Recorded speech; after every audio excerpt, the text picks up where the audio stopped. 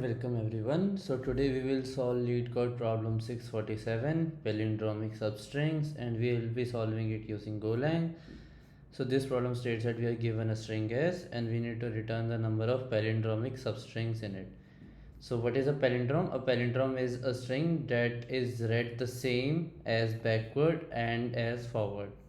So if we take this string A, when spelled forwards it is AAA, and when spelled backwards it is AAA only. So a string that is spelled same as backwards as well as forwards is a palindrome. Now we need to find all the palindromic substrings in this string. So if we take a look at this, we know that here A is a substring that is palindromic, B is a substring that is palindromic, C is a substring that is palindromic, and it has only these three substrings itself. So we know for sure that every character will be a substring in itself and that will be palindromic in nature. Now how to solve this? We will be solving it using brute force. See, we will traverse the string and we'll come across every character, and while checking every character we know that uh, a palindrome is a string that has the same whose left portion of a string is a mirror image of the right portion, right? So if we are at B, then that means if B is equal to B, it's fine.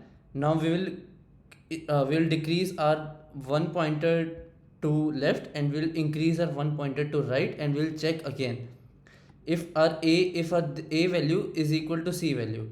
So if these two values are also equal, that means yes, we are still by far a palindrome. So what we will do is we will brute force this approach. We will traverse the string, and at every point we will check, and at every point we will try to increase the pointer towards increase one pointer towards right and decrease one pointer towards left. At every character we will try to increase one pointer towards right and decrease one pointer towards left, and we will check whether the increasing pointers value is equal to decreasing pointers value. If those two values are equal, then we know that we are still maintaining a palindrome, and doing so we will increase our resultant value. If we while increasing one pointer and while decreasing one pointer, if the value matches, we will keep on increasing our result, and at the end we will just return the result. So I will code this up and try to explain. We'll declare arrays, and we'll loop through the string I less than length of s I plus plus, and what we'll do, I'll create a separate function that will increase one pointer towards right and decrease one pointer towards left. So one thing will be is, and other thing will be calc I plus 1s.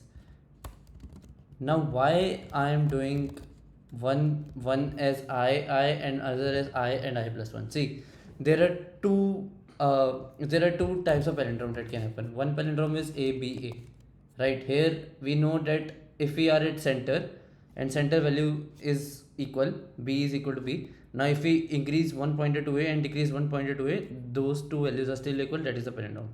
But this is an odd length palindrome. What if there is an even length palindrome? A, B, B, A. Now this is even length palindrome. Now this is a bit different than odd length palindrome. How? Because one character will be at B and other character will be at B. Here one character initially was at the same place. Both the two pointers were initially at the same place, that is at middle. But here there will be two pointers that will point to different characters from the beginning. Right? So this example, this case covers odd length palindrome and this case covers even length palindrome. So this is for those whose two pointers will start at the same place, and this is for those whose two pointers will start at the adjacent place, one and one right after it, right? So this is for those. So now I'll create this calc function. Calc will take low as int, high as int, and s as string. I'll create another res here and loop through this while low is greater than equal to 0 and high is less than length of s, and s low is equal to s high. This is the main condition of a palindrome for a string to be palindrome. If this matches, then we'll increase our s and we'll keep on decreasing our low and keep on increasing our high. At the end, we'll just return s. So this was the whole code. I'll just run this and see if it works. Oh, I also need to type as int since we are returning int. I'll run this again.